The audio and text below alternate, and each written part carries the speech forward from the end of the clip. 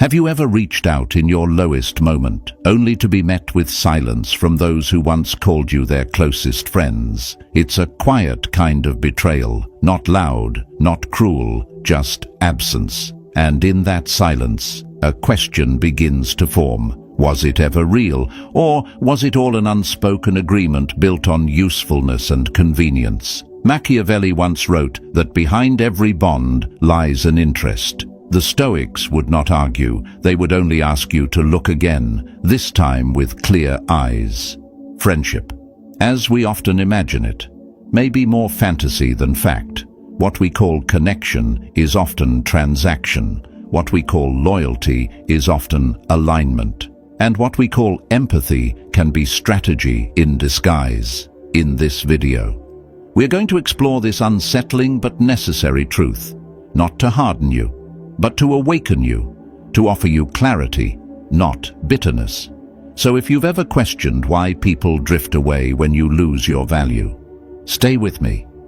What we uncover may not be easy, but it will be real. And sometimes, truth is the most respectful thing we can offer ourselves. 1. Friendship is an invisible contract. From the earliest days of our lives, we are taught to believe in beautiful illusions, that there are people who will stand by us simply because of who we are. That friendship is born from pure affection, untouched by advantage or ambition. That some souls are so deeply in sync they transcend distance, status, or time. These tales are comforting. They offer us hope, belonging, and warmth. They are useful as poetry, as dreams, perhaps even as spiritual ideals. But when we confuse these ideals with reality, we do not awaken. We drift further into sleep, and in that sleep, we are used. Machiavelli, the master of clarity in a world full of masks, never bowed to such illusions. He saw what most choose to ignore, that behind the word friendship often lies something far less romantic and far more real. A contract, not written, not spoken, but lived. A silent exchange of benefits disguised as affection. He warned the wise ruler to avoid dependencies that cannot be repaid with equal strength, and he was right. In the real world, no one does anything without reason, even those who call themselves friends. When someone is close to you, examine what they gain. Perhaps your presence gives them importance. Perhaps your energy makes them feel less alone. Maybe your influence, your mind, your strength, or your calm becomes their refuge. That is not inherently wrong. It is simply human, as the Stoics taught. Nature does not deceive us. Our error is in assigning it more purity than it offers. Friendship in its purest, selfless form may exist, but if it does, it is as rare as gold found in untouched soil. What exists more often is utility wrapped in warmth, self-interest veiled by smiles. If you doubt this, ask yourself honestly, when was the last time someone stood by you after you had lost everything, after you were no longer useful, after your name no longer opened doors? If your answer is silence, then perhaps what you called friendship was simply convenience given a gentle name. Watch carefully. Observe who shows up when your fortunes rise, and who vanishes when they fall. Pay attention to those who celebrate your success, but disappear in your struggle. Count the praises you receive when you shine, and the silence that greets you when you stumble. This is not cynicism, it is awareness. A Stoic does not turn away from harsh truths. He faces them, not with bitterness, but with discipline and clarity. What you will find is a pattern, one older than history itself. Human beings form alliances based not on ideals, but on need. And in this age, the masks have only grown more sophisticated. We call it connection. We call it community. But what we often experience is transaction. Shared moments that last only as long as the benefit does. Smiles that fade when usefulness ends. Words of support that vanish when there is nothing left to gain. Machiavelli knew this. And though many label him cold, his insight was simply precise. He observed that trust is not eternal, that affection dissolves when power disappears, and that loyalty is often a fair-weather companion. He understood something the Stoics would affirm: do not rely on external relationships to define your peace. Epictetus reminded us that what is not within our control cannot be the source of our stability. So why expect permanent loyalty in a world ruled by impermanence? Let us be honest. When someone tells you they will always be there, what they often mean is, as long as it is easy, as long as it benefits me, as long as it fits my plans. This is not cruelty, it is nature unmasked, and to live well within it. You must see it clearly. You must test friendship the same way iron is tested by fire. Let loss come, let hardship appear, and watch who remains, not the one who agrees with you in comfort, but the one who stands beside you in cost, not the one who flatters you in public, but the one who speaks truth to you in private. There is no need to despair in this. For the Stoic, the loss of illusion is not a wound, it is a liberation. When you stop expecting people to love you without reason, you begin to cultivate a rare form of strength. You learn to give without attachment, to serve without dependency, to walk alongside others without leaning on them for your identity. This is true self-respect, not the loud pride of ego, but the quiet resilience of a mind that sees things as they are and remains unshaken. So, let us reframe what we call friendship. Let us name it for what it is: a temporary alliance, an invisible contract, a mutual benefit. And when we are fortunate enough to find someone who remains after the benefit is gone, who chooses us not because of advantage, but despite the lack of it, then we can say with cautious hope, perhaps this one is real, but do not count on it, because what is rare must never be the foundation of your peace. Expect nothing. Accept everything, and build your inner life so powerfully that when others walk away, nothing inside you breaks. That is how a Stoic prepares for the loneliness of truth. Not with bitterness, but with mastery. At the end of the day, if friendship exists at all, it exists where there is sacrifice, where there is risk, where there is a decision to stand firm when nothing is left to gain. And that kind of friendship is so rare that the wise do not seek it. They simply recognize it when it comes. And they do not cling, they honor it. And then they let it be. That is the quiet power of someone who no longer needs illusions to feel whole. 2. Manipulation runs beneath every bond. Let us now turn to a truth most people avoid. Not because it is hidden, but because it is too uncomfortable to face. Manipulation is not the exception in human relationships. It is the rule quietly operating beneath every word, every gesture, every alliance we form, even among those we call friends, even in moments we label sincere. There exists an unspoken calculus, a glance held longer than needed, a compliment timed with precision, a moment of silence that carries the weight of expectation. These are not accidents, they are maneuvers, some as gentle as a sigh, others as sharp as a blade, but all of them designed to sway, to guide, to extract. This is not the darkness of betrayal, it is simply the structure of human interaction when stripped of illusion. Machiavelli did not condemn this structure, he merely named it. He understood that the world is not governed by pure intentions, but by clear interests. He did not see manipulation as evil.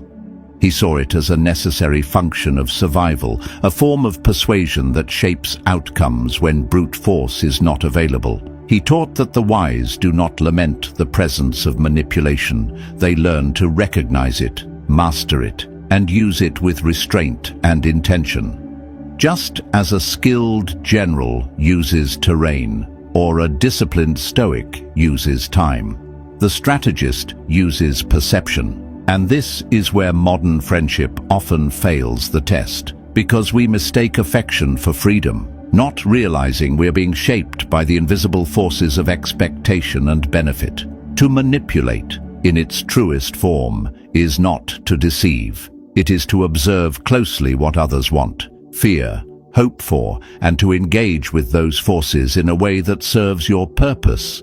This is not cruelty, it is precision, it is influence without force, and it is present in nearly every so-called friendship. The one who flatters you before asking for help, the one who becomes distant just long enough for you to come chasing, the one who remembers your kindness only when they need it again. None of this is new, none of it is accidental. It is the language of influence, learned not through books, but through repetition, and most people speak it fluently, even if they pretend not to. Take, for example, the friend who says, "I was thinking about you the other day," but you know they have never once called when you were in trouble. What they want now is not connection, but access. They remind you of your past kindness because they are preparing to ask for something in the future, or the one who gives you a gift with a smile, but behind the smile waits an unspoken debt. These are not just social behaviors, they are forms of leverage. And when you cannot see them for what they are, you become the one being moved on the board, not the one playing the game. Machiavelli would say that he who does not see the hidden structure of human relations will always be used by those who do. And the Stoic would agree. For what is clarity but the ability to see what truly is, rather than what we wish it to be? Epictetus warned against being naive in judgment. He taught us to distinguish what is within our control from what is not. The actions of others, their motives, their tactics, will always remain beyond our grasp, but our awareness of them, our ability to remain unmoved by their surface charm, that is within our reach. And it is not just a tool, it is armor. The wise man does not assume sincerity, he tests it. He listens to what is said, but watches what is done. He does not cling to words of praise if they are followed by requests. He knows that even generosity can be a form of control when it is given with strings. The Stoic learns to dwell in truth, even if it isolates him, because he would rather stand alone in clarity than be surrounded by illusions. And this is the heart of mastery in relationships, to walk through them with your eyes open, to participate without being entangled, to care, yes, but never to depend. Manipulation, when seen clearly, loses its power. It thrives only in blindness, only in the hearts of those who still want to believe that all attention is affection, that all support is selfless, that all bonds are sacred. But let us not live as children in a world of wolves. Let us not confuse kindness with virtue, or silence with peace. The Stoic understands that the appearance of good does not guarantee its substance. He observes, he waits, he tests, and in doing so, he frees himself from the invisible chains others try to wrap around him. And what about those who say this view is too harsh, too mechanical, too cold? Let them continue to be surprised when people change. Let them suffer each time loyalty fades, but not you. You will not be surprised, because you saw the pattern. You understood that behind every bond, there is a subtle push, a slight tug, a gentle turn of the wheel, and you did not resent it. You simply did not mistake it for purity. At the end of the day, to live without being manipulated is not to live without others. It is to walk beside them with eyes open, with a heart disciplined by truth, not softened by fantasy. The world will not change its nature. People will continue to use influence, consciously or not, but you will not be the one who confuses the net for the ocean. You will know where you swim, and that alone gives you a freedom most will never taste. 3. Power dictates loyalty. Perhaps the most piercing truth Machiavelli offered the world is this: all human relationships are governed by the dynamics of power. Not some, not most, all. This is not to say that every bond is aggressive or manipulative in tone, But beneath every interaction, every conversation, every display of closeness, there is a current. Sometimes it flows openly, like in a workplace chain of command. Other times, it is hidden, like in the silent tension between lovers, or the deference a friend gives to another who carries more social influence. But the current is always there. It does not rest. It shapes loyalty, trust, admiration, and even silence when you are respected. It is often because others perceive you as possessing some form of advantage. That advantage may be emotional, spiritual, material, or social. Your clarity, your confidence, your charisma, your presence, all of these carry weight, and that weight translates to power. People gravitate toward what benefits them. They align with those whose presence lifts them, protects them, or offers them an edge. When someone avoids you, it is often because your presence disrupts their position or challenges their comfort. When someone flatters you, it's frequently because they believe your favor is valuable. None of this is evil. It's simply the structure of human conduct when stripped of illusion. Now consider what happens when that power fades. You lose a title, a position, a fortune, or the strength you once had. Watch closely. Many who once called you brother or friend will grow distant, not always out of cruelty, but out of instinct. Machiavelli would have told you plainly, loyalty diminishes as perceived value declines. It is one of the cruelest insights into human behavior, and yet one of the most liberating, because once you understand it, you no longer suffer under false expectations. This is not a call to bitterness, it is a call to lucidity. The Stoics never taught us to run from truth, they taught us to stand with it. Pain from truth is temporary, but pain from illusion is sustained by repetition. It feeds on denial. To live enslaved by the idea that friendship must be pure, unshaken, and everlasting is to chain yourself to a fantasy, and fantasies break hard when tested by reality. Machiavelli did not write to comfort the soft-hearted. He wrote to sharpen the mind. He sought not to harden us, but to free us, to untangle us from the unrealistic ideals that leave us vulnerable to betrayal. When you accept that relationships are often built on interest, mutual use, and unspoken power structures, you do not become cold, you become clear, and from clarity, action is born. You begin to see the movement behind the smile, the meaning behind the silence, the direction behind every gesture. You see the board, and the players, and the positions, and when you see the board, you're no longer a piece. You are a player.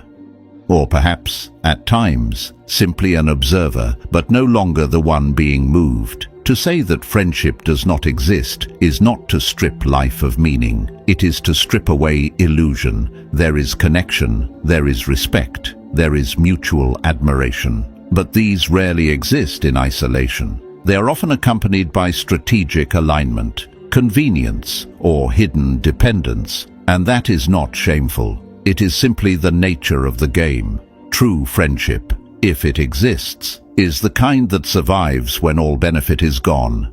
When the light dims, the resources dry up, and there is nothing left to give but presence itself. That kind of loyalty is rare, so rare that it should never be assumed, only tested, only proven, and when it is proven, treasure it, not as the standard, but as the exception. Machiavelli's true gift was not cynicism, but awakening. He taught us to accept the world as it is, not as we wish it to be. He did not demand that we distrust everyone. He invited us to trust only with wisdom, to walk with our eyes open, to recognize that even in the most calculated world, something unexpected can still exist. A bond that resists advantage, a loyalty that endures weakness, a human presence that defies the rules. But you must never build your inner stability on such rare ground. As Epictetus warned, do not rely on what is not within your control. Do not build your peace on someone else's commitment. Let it be a blessing, not a foundation. And that shift in perspective gives you your freedom. When the mask falls, when the favor fades, you will not fall apart. You will stand, because you no longer needed the illusion. You saw the truth, and you chose to live within it. And now we come to you. If you are still here, still listening, then this message was not just about friendship. It is about you, about how you view others, and, more importantly, how you protect your peace. To trust without discernment is not courage. It is recklessness. To open your life to others without clarity is to invite chaos in a noble disguise. But the Stoic way is different. It does not close the door to people. It opens the door with boundaries. It gives affection with awareness. It offers presence, not dependency. And when betrayal comes, it does not break you. It reveals who was never truly aligned. Even Aristotle, that great voice of virtue, knew this. He named 3 kinds of friendship: one for pleasure, one for usefulness, and one for virtue. And the last, he said, was the rarest. Even he, the philosopher of character and ethics, knew that most relationships serve a function, and only a few reach the level of moral beauty we call virtue. So, why then do we treat this rare jewel as if it were common? Why do we expect every friend to meet the standard of the exceptional? Because the comforting lie is easier than the painful truth. But now you know the truth. You know the game. And those who know the game do not fall for it. They move with grace, with calm, with purpose, and they wait, not for affection without interest, but for clarity, the kind that sees clearly and chooses wisely. That is not pessimism, that is power, Stoic power, yours. 4. The strategy behind empathy. In today's world, friendship has become less of a bond and more of a performance. We see it everywhere: smiles posed for photos, likes exchanged like currency, public comments dripping with affection yet lacking presence in private moments.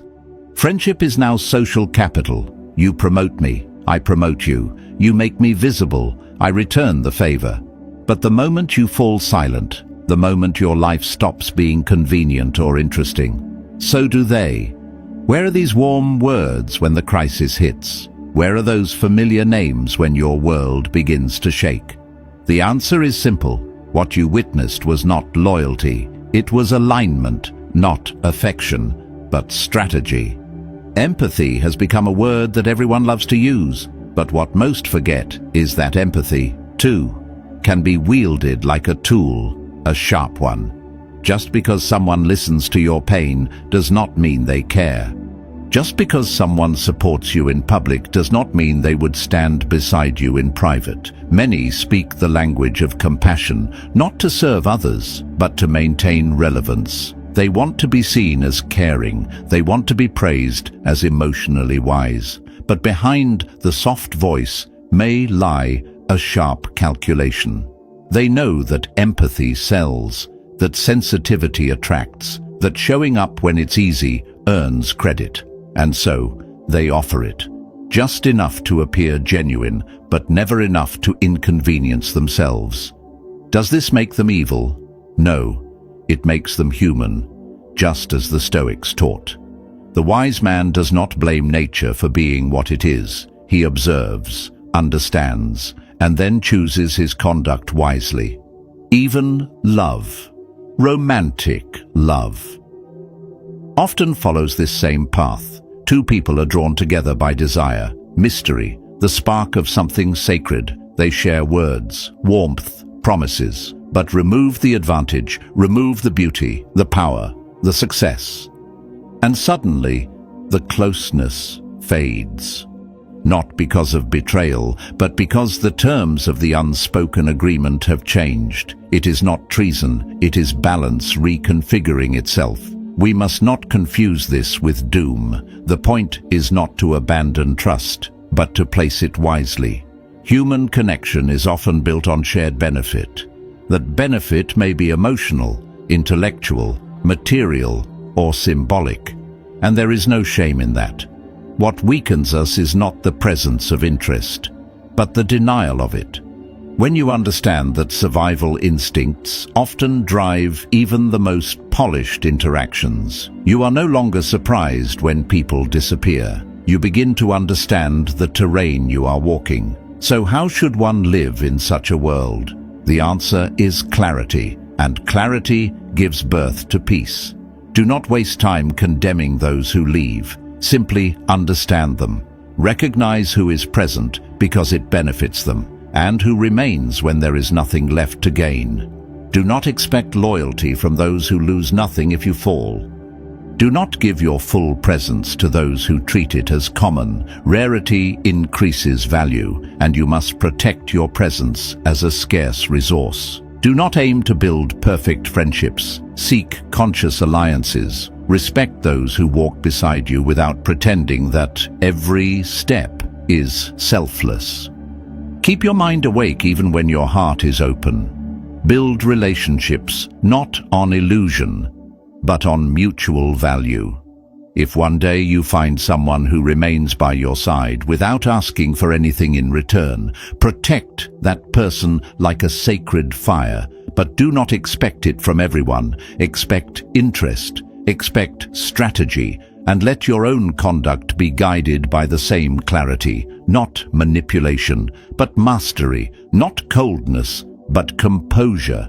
To live with such insight is not to lose hope, it is to elevate it, because now you are no longer a pawn in someone else's emotional game. You are a free and rational being, moving through the world with understanding, discipline, and restraint. That is the Stoic path.